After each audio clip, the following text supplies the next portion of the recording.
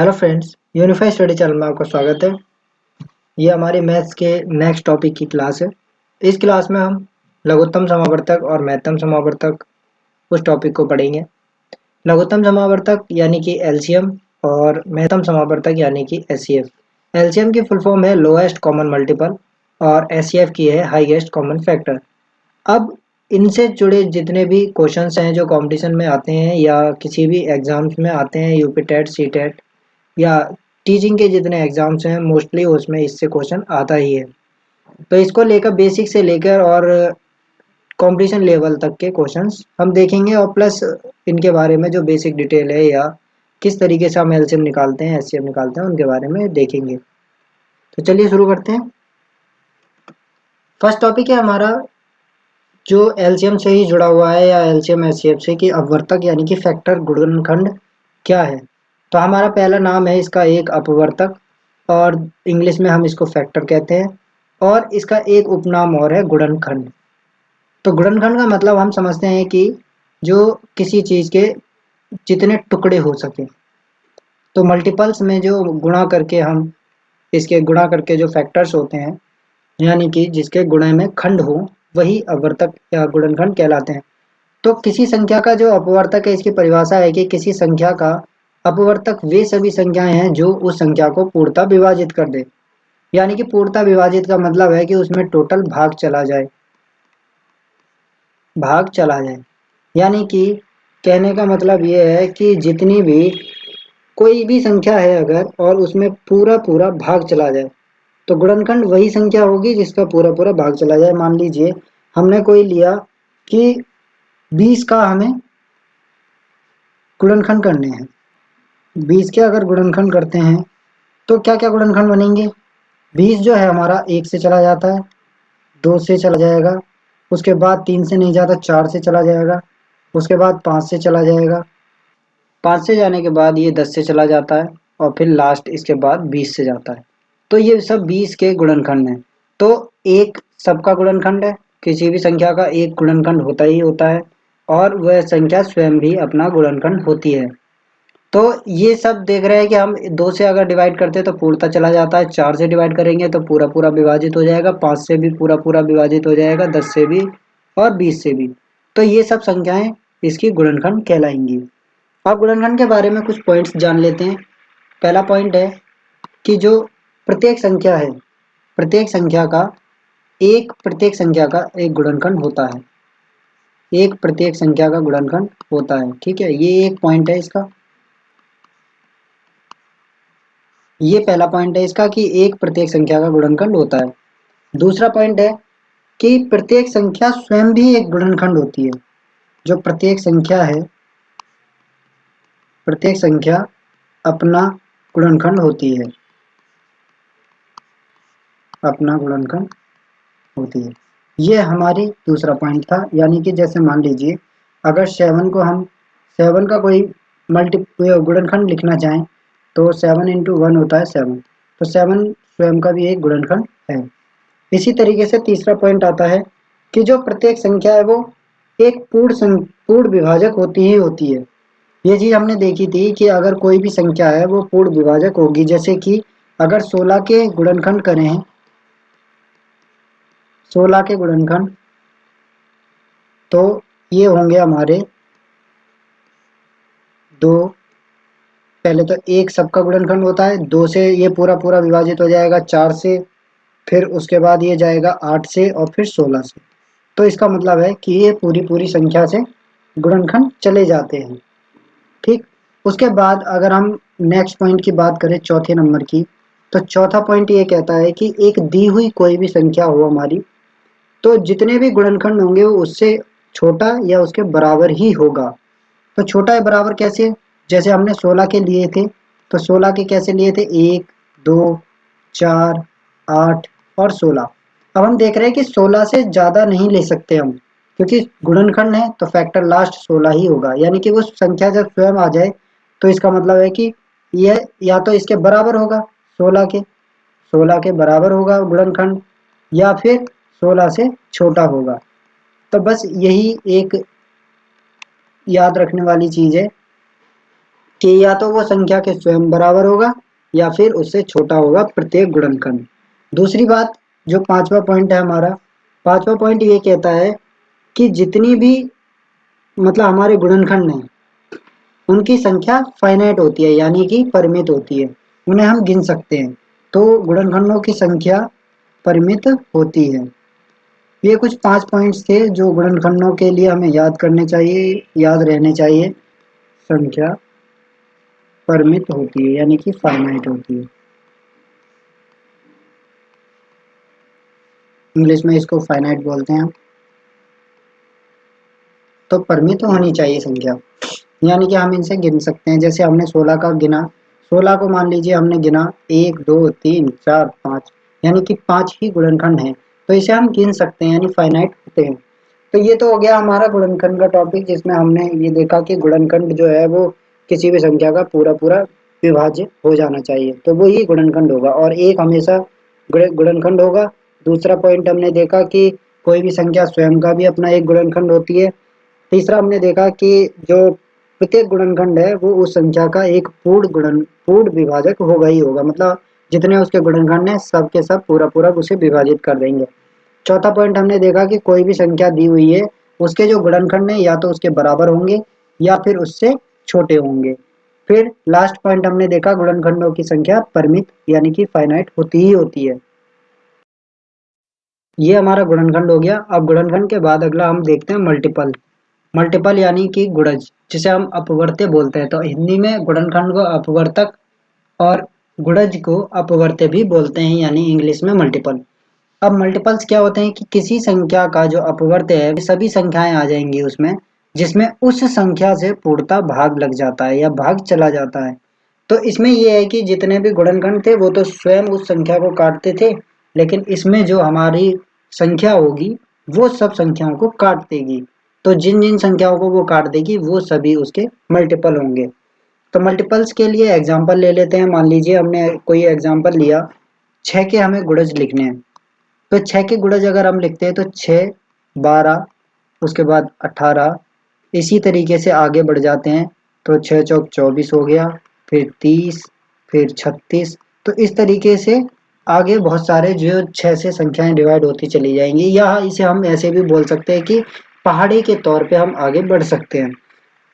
तो ये सब हमारे मल्टीपल होते हैं। अब मल्टीपल्स में ध्यान रखने वाली एक दो चीजें हैं जो देख लेते हैं कि कोई भी संख्या जो है वो अपने प्रत्येक गुणनखंड का एक गुणज होगी ही होगी। जैसे 20, 20 हमारा एक गुणज है। 20 के बारे में अगर हम बात करें, 20 गुणज है मान लीजिए, तो 4 और जो 5 है ये इसके गुणनखंड हो गए। तो ये जो गुणनखंड है इनका गुणज क्या हो गया, 20।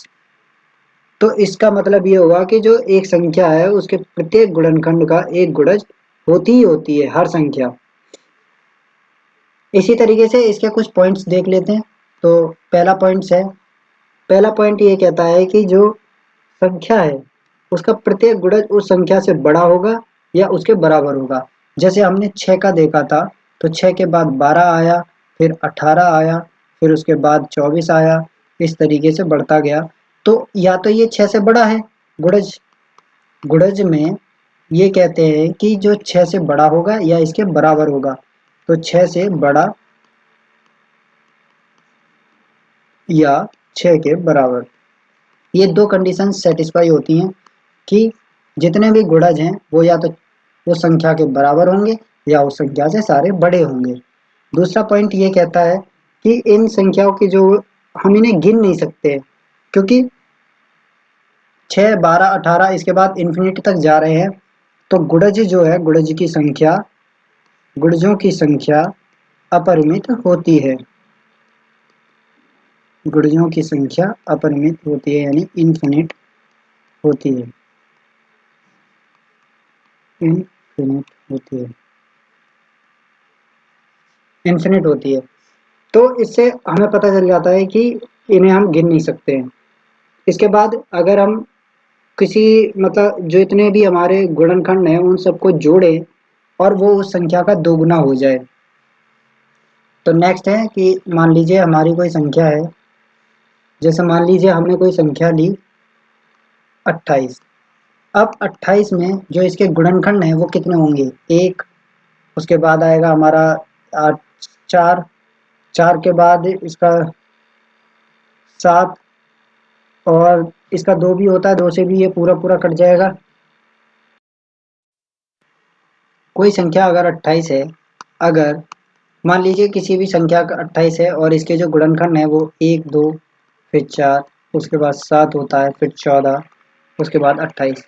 अगर इन सब का जोड़ इसका डबल हो जाए, यानी कि 2 गुना 28, इसका जोड़ 56 हो जाए। अगर 56 हो गया तो ये संख्या एक पूर्ण संख्या कहलाएगी। ये संख्या संपूर्ण संख्या कहलाएगी, संपूर्ण संख्या यानी परफेक्ट नंबर, परफेक्ट नंबर।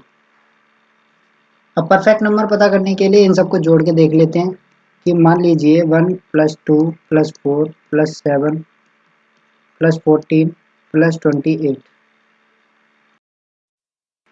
इन सबको जोड़ते हैं तो कितना आएगा? 4 1 3, 7 4 3 7, 14, 14 14 28, 28 28 56। तो ये डबल हो गया, यानी कि ये एक परफेक्ट नंबर है। तो हम इससे भी पता कर सकते हैं कि कौन सी संख्या परफेक्ट नंबर है और कौन सी नहीं है। एक और एग्जांपल ले लेते हैं संपूर्ण संख्या के लिए, कि 6 का लिया तो 1 है, इसका 2 है, 3 है और 6 है। तो 6, तो ये हो गया हमारा 2 1 3, 3 3 6 और 6 6 12। तो 12 जो है वो वैसे भी 6 का 2 गुना है, तो ये भी 6 भी एक संपूर्ण संख्या है, संपूर्ण संख्या है। अगर हम किसी और संख्या का चेक करना चाहें, मान लीजिए हम 8 का चेक कर लेते हैं। 8 का कितना होगा? 1, उसके बाद 2, फिर आता है 4, 4 के बाद आता है 8। तो ये तो हमारे गुणनखंड हो गए इसके। अब इनको जोड़ के देख लेते हैं। 2 1 3, 4 3 7 और 8 और 7 15।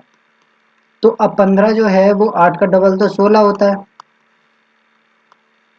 तो इसका मतलब 8 नॉन परफेक्ट संख्या है, नॉन परफेक्ट संख्या या नॉन परफेक्ट नंबर है। तो इससे हम पता कर सकते हैं कि कौन सी परफेक्ट संख्या है, कौन सी नॉन परफेक्ट संख्या है। तो अब आगे चलते हैं। अब नेक्स्ट टॉपिक पे चलते हैं, लघुत्तम समावर्तक। अभी हमने मल्टीपल और नॉन मल्टीपल देख लिए, उसके बाद हमने उसके गुणनखंड यानी फैक्टर भी देखे। परफेक्ट नंबर और नॉन परफेक्ट नंबर कैसे निकालते हैं वो भी देख लिए, कि अगर कोई भी संख्या परफेक्ट नंबर तब होगी जब उसके गुणनखंड जितने भी हैं मल्टी फैक्टर, उन सबका जो प्लस है या योग है वो उसका डबल हो जाए उस संख्या का।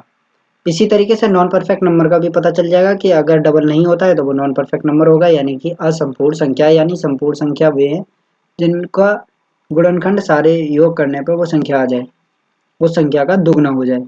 तो अब उस पे चलते हैं मल्टीपल पे, यानी कि एलसीएम, लोएस्ट कॉमन मल्टीपल। तो फर्स्ट लघुत्तम समावर्तक की परिभाषा देख लेते हैं कि कौन सी संख्याएं लघुत्तम समावर्तक होती हैं।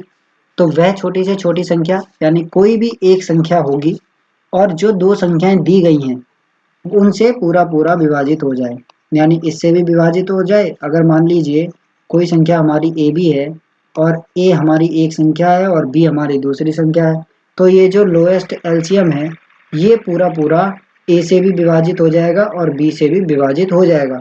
तो जो छोटी से छोटी संख्या, क्योंकि इन दोनों के गुणनखंड तो बहुत सारे होंगे, जो गुणज हैं वो बहुत सारे होंगे, जो इनमें कॉमन भी होंगे, लेकिन कुछ संख्याएं ऐसी होती हैं जो सबसे पहले नंबर पर पड़ जाएगी दोनों के, वही एलसीएम हमारा हो जाएगा सिंपल। तो जैसे एग्जांपल के तौर पे अगर हम ले लें कि मान लीजिए हमने कोई संख्या ली है, कोई संख्या हमने ली 6 और 4। तो इनके कॉमन मल्टीपल्स कौन कौन से हैं? मल्टीपल यानी गुणज, तो ये हो जाएंगे। पहले तो इसका, क्योंकि 6 के पाड़े में 12 आता है, 4 के में भी 12 आता है यानी 12 आता है। उसी तरीके से आगे हम जाते हैं तो 24 भी हो जाता है, क्योंकि ये दोनों के टेबल में आ जाता है। इसी तरीके से आगे जाते हैं तो 36 भी आता है। इसी तरीके से और आगे बहुत सारे कॉमन मल्टीपल्स आते जाएंगे, लेकिन जो सबसे छोटी संख्या है यानी कि 12, यही इसका एलसीएम होगा। तो 6 और 4 का अगर हम लघुत्तम समावर्तक निकालें 6 और 4 का लघुत्तम समापवर्तक, इसे शॉर्ट में लासा लिखते हैं, तो जो लासा होगा वो 12 हो जाएगा। तो इस तरीके से हम पता कर सकते हैं कि कौन सी संख्याएं एलसीएम होती हैं। अब हमें जो दो संख्याएं दी जाएंगी, अब इसके हम क्वेश्चंस देख लेते हैं एक दो, तो उससे और अच्छे से समझ सकते हैं। तो मान लीजिए पहला हमने क्वेश्चन लिया कि हमें 12, 48, 72 और 720 का एलसीएम निकालना है, सॉरी 120 का। अब हम देखते हैं कि लसपा यानी कि एलसीएम किस तरीके से निकाल सकते हैं, कौन कौन सी विधियां हैं। तो पहली विधि है इसकी गुणनखंड विधि से। तो जो अभाज्य गुणनखंड विधि होती है, अभाज्य गुणनखंड यानी कि अभाज्य गुणनखंड का मतलब हम जानते हैं कि सब जैसे 2, 3 जो स्वयं और एक से कटती हैं, तो उन्हीं संख्याओं से के जो गुणनखंड होते हैं, वही संख्याएं जिस गुणनखंड में आती हैं वही अभाज्य गुणनखंड हो जाते हैं। तो अभाज्य गुणनखंड विधि से भी हम निकाल सकते हैं। ये हमारी पहली विधि होगी। तो पहली विधि में हम एग्जाम्पल के तौर पे ले लेते हैं। हमने एग्जाम्पल लिया 12, उसके बाद 48, 72 और लास्ट है 120। तो अब इससे हम निकालते हैं कि किस तरीके से निकाल सकते हैं। तो पहले हम 12 का ये एक तरीका होता है एलसीएम निकालने का। तो इसके पहले हम कॉमन मल्टीपल्स निकाल लेते हैं कि कौन कौन से अभाज्य गुणनखंड हैं। तो पहले 2 से ये डिवाइड हो जाएगा 6 टाइम, उसके बाद 2 से 3 बार, फिर 3 से 1 बार। मतलब इसमें हमें लास्ट में 1 लाना होता है, इससे हमें जो अभाज्य गुणनखंड की प्रत्येक संख्या का पता चल जाता है।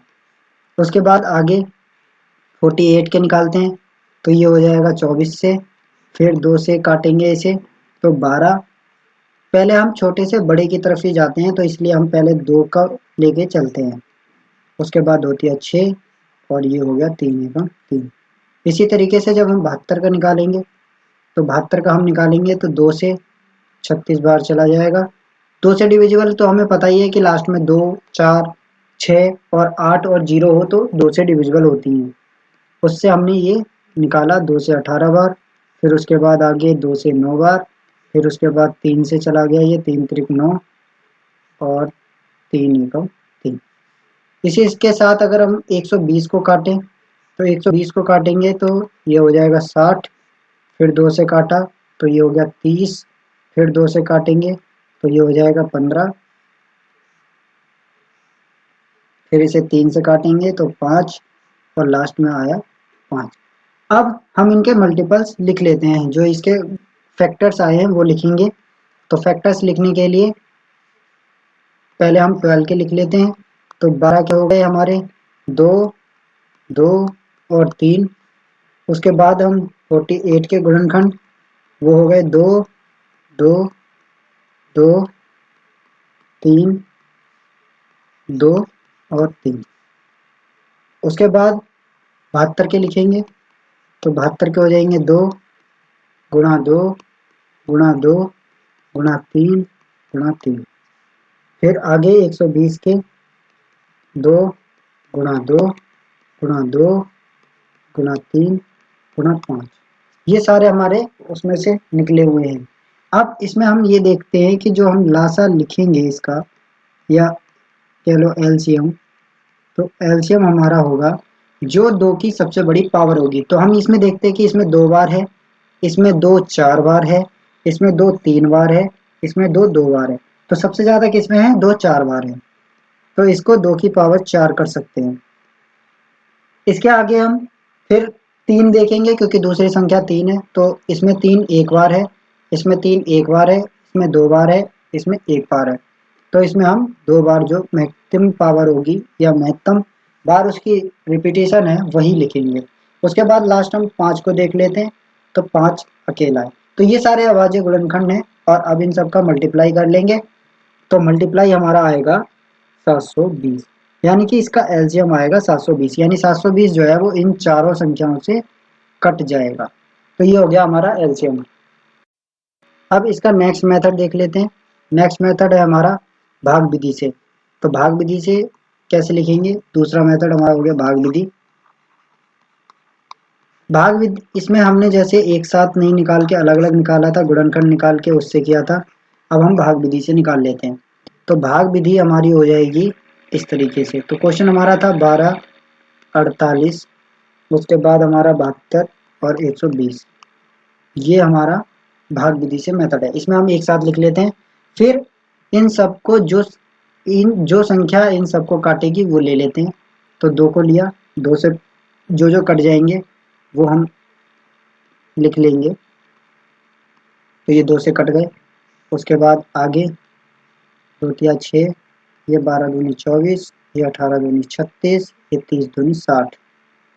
उसके आगे 2 से 3, 2 छक 18, और ये हो गया 15 दूनी 30। इसके आगे फिर 2 से काटेंगे क्योंकि अभी 6 बचा हुआ है, तो 2 से कट सकता है।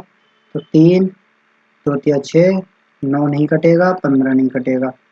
अब हम 3 से काटेंगे क्योंकि इससे बड़ी संख्या 3 है और 3 से कट भी रही हैं कुछ संख्याएं।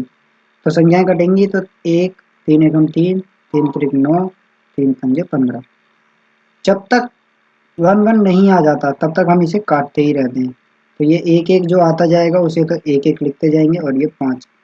इसके बाद आगे हम देख रहे हैं लास्ट में क्या बचा, 5। तो अब हम 5 से काट देंगे इसको, ये 5। अब हम देख रहे हैं कि लासा लिखने के लिए हम यहाँ पे लिख लेते हैं साइड में कि लासा हमें निकालना है। ये जितने भी गुणनखंड आए हैं ये सारे लासा हो जाएंगे। तो 2 कितनी बार आ रहा है, 2 4 बार है, ये 2 4 बार आ गया। फिर गुणा 3, फिर 3 2 बार लिख लेंगे, और 5 लास्ट। अब इन सब का जो हम गुणा करेंगे तो गुणा करने के बाद आएगा 720। तो ये हमारी भाग विधि हो गई। इसमें हमने डायरेक्ट निकाल लिया, उसमें हमने पहले अलग अलग निकाला, फिर सबसे बड़ी पावर देखी, और पावर देखने के बाद उसे लिखा। तो ये हमारे 2 मेथड हैं, गुणनखंड मेथड, अभाज्य गुणनखंड वाला, और भाग विधि। इन दोनों मेथड से हम निकाल सकते हैं। अब निकालते हैं कि अगर किसी घातांक टाइप में दिए हों,